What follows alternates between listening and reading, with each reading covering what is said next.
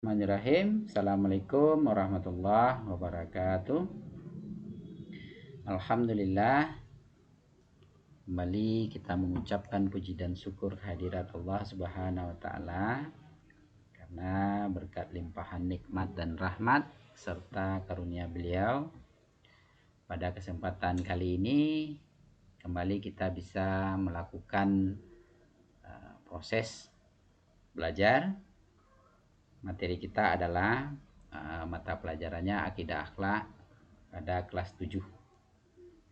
Kemudian salawat bering salam kita sampaikan kepada Nabi besar Muhammad Sallallahu Alaihi Wasallam dan ucapan Allahumma sholli ala Sayyidina Muhammad wa ala ali Sayyidina Muhammad.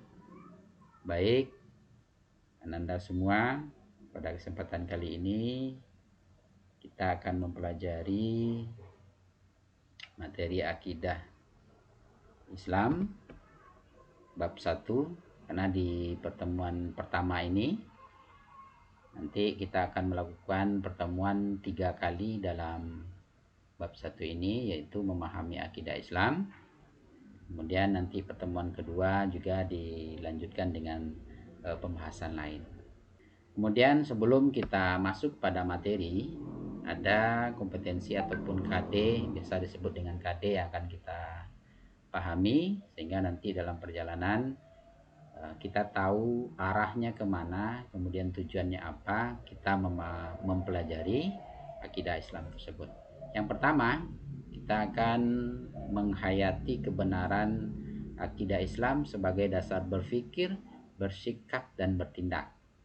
Artinya nanti peserta didik diharapkan bisa setelah mempelajari akidah Islam berpikir, bersikap, dan bertindak itu berdasarkan yang dianjurkan oleh agama Islam.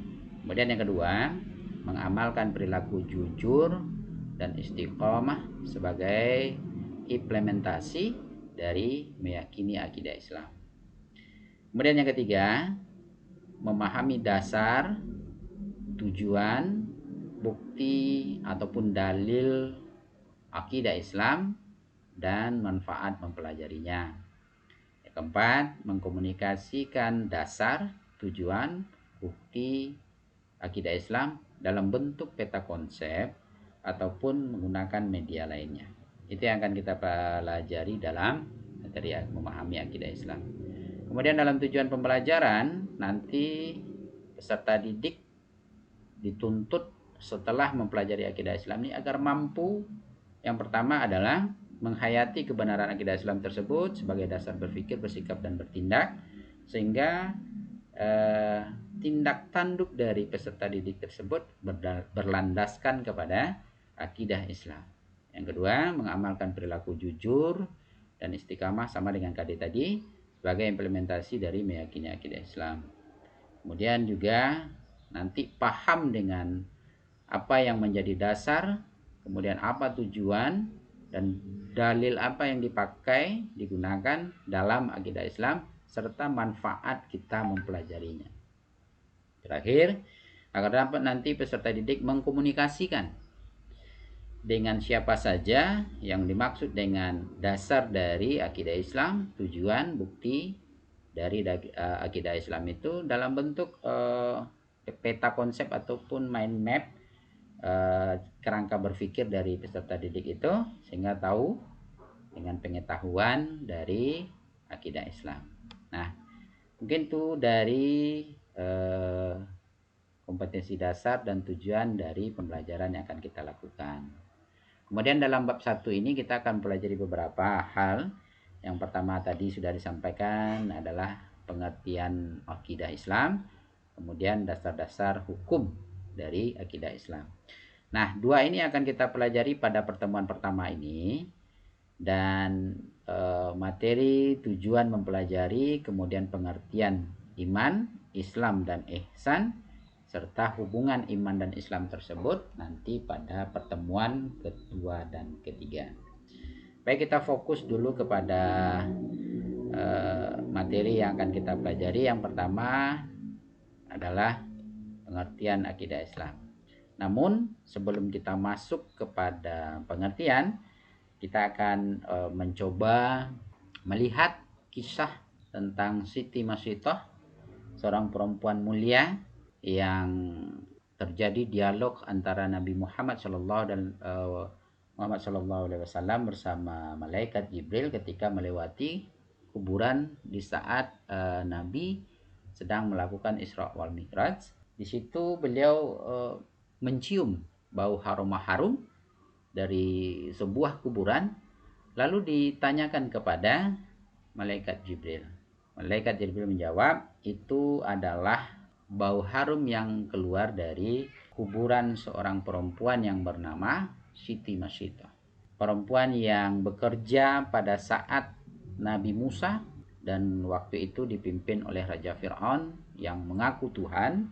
Jadi Siti Masitoh ini diketahui meyakini akan adanya Allah, sehingga singkat cerita dia beserta keluarganya diberi hukuman dimasukkan ke dalam belanga yang berisi air yang mendidih. Tapi karena keimanannya kuat, karena keyakinannya kuat, akidahnya bagus, maka dia tidak takut. Bahkan satu keluarga dilemparkan ke dalam belanga yang berisi air mendidih, tapi dia tidak takut dan Allah menolongnya. Ketika Siti Masitoh dan keluarga akan masuk tenggelam ke dalam belanga yang berisi air panas tersebut, air mendidih tersebut, tapi Allah telah mencabut nyawanya terlebih dahulu sehingga tidak merasakan sakit apapun. Nah, ini kisah dari seorang perempuan yang bernama Siti Masitoh yang bekerja sebagai tukang sisir rambut putri Raja Fir'aun. Nah, barangkali Ananda bisa mengambil kesimpulan kira-kira akidah Islam itu seperti apa. Nah, untuk lebih jelasnya, mari kita perhatikan ini yang menjelaskan tentang pengertian akidah Islam.